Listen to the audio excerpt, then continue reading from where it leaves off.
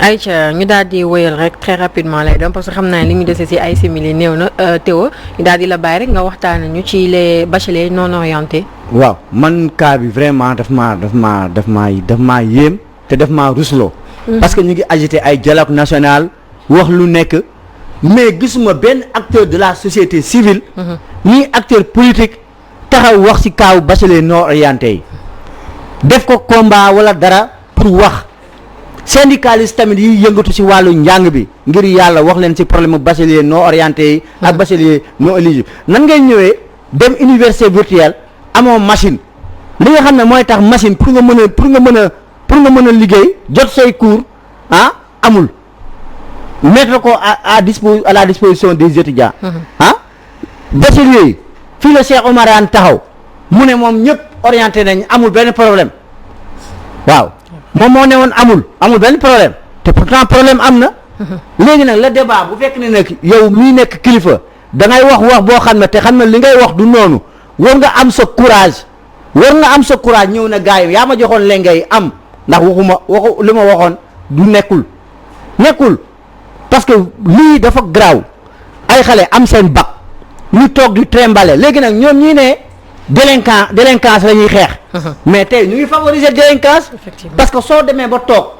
jànguloo amoo loo def nga xalaat ne suba bu fekk ne yow taal nga sa kër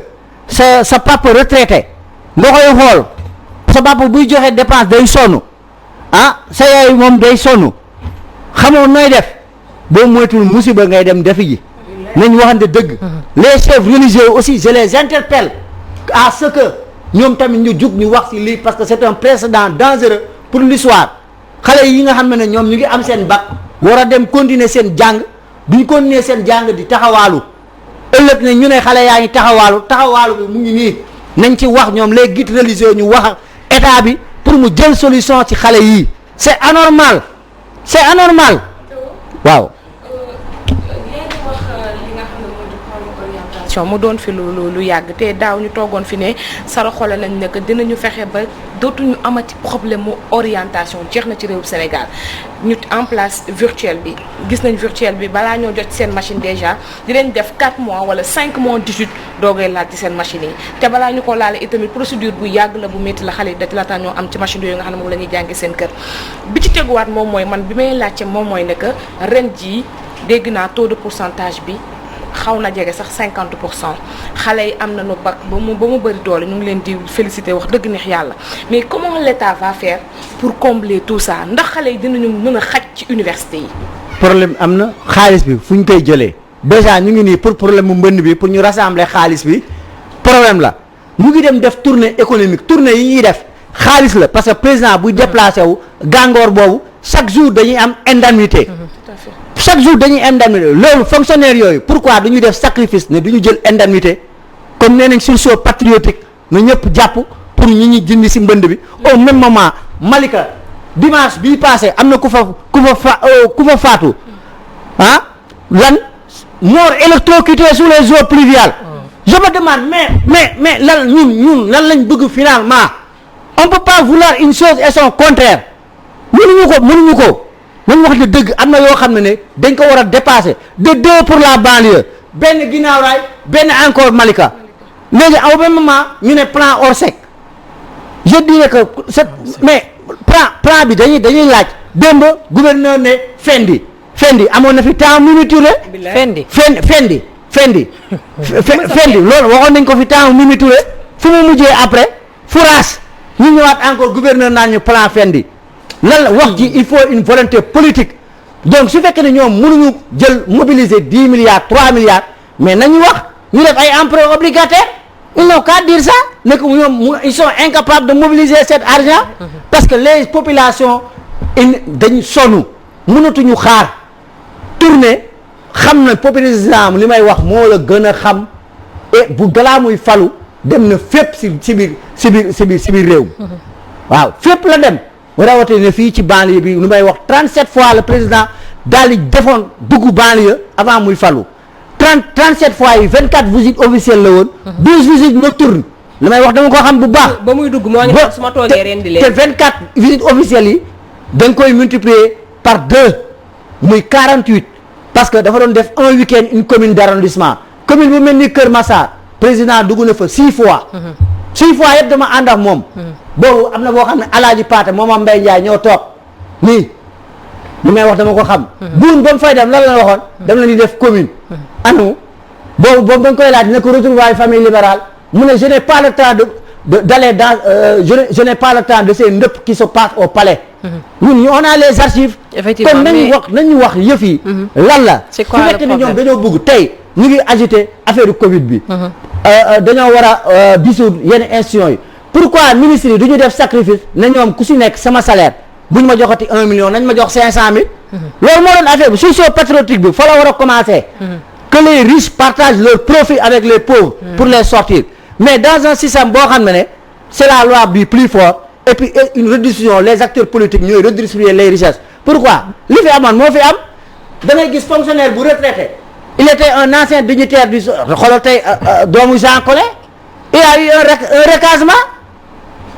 donc c'est le même système moom les politiciens ñoom ya seen doom yi ñoom ñooy partage parce que ñooy ñëwaat occupé da ngay gis ku jàngi ñëwaat occupé ay postes de responsabilité duñ ko fësal ne adversité la mais ñoom ñooy partager le gâteau au détriment de qui des populations yi nga xam ne tey elles souffrent li ñu leen di wax amul moo tax ma bëgg Théo bëgg ma la dog mais moo tax ma bëgg ñu taxaw ci li Aïcha wax léegi nii tey jii nii université bu tijjiwaatee ñi nga xamante ni ñoom lañ war a orienter ak taux de réussite bi am ren ni mu bëree yaakaar nga ne loolu dina mën a nekk mënul nekk parce que fal yow léena la munoo booy kii da ngay planifier comme li ma wax mais yow construire li mu gën a kii amoo ay infrastructure yu doy amoo ay infrastructure yu doy benn sa enseignants yi doyul mais nan nga mën a promouvoir éducation de qualité et pourtant dañ ne le droit ci constitution le droit à l'éducation pour tous donc yooyu déjà yaa ngi violer convention UNESCO fu mu toll nii la société civile a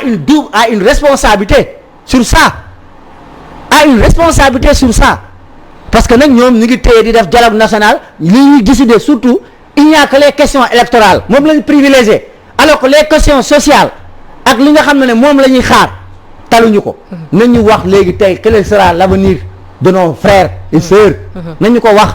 que les politiciens parlent de ça parce que lii c'est très grave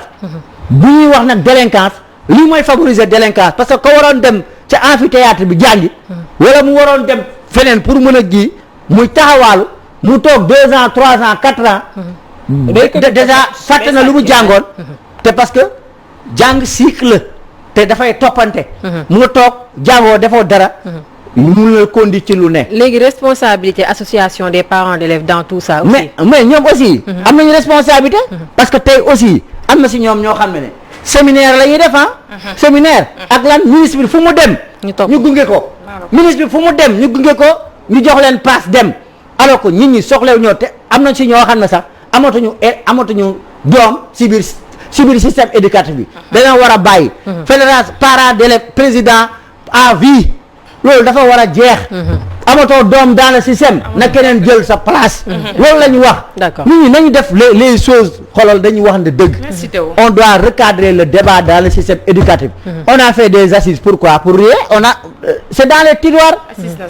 tiroirs te assises yooyu tamit dépensé woot nañ si xaalis bu dul jeex malheureusement te dafa nekk daal loo xamante ni il faut que askan bi ñoom tamit ñu jug ko régler ko seen bopp da nga am envie applaudir quoi mi ngi doon ay ci teew donc ñu ngi lay remercier bu baax ci li nga ñu indiloon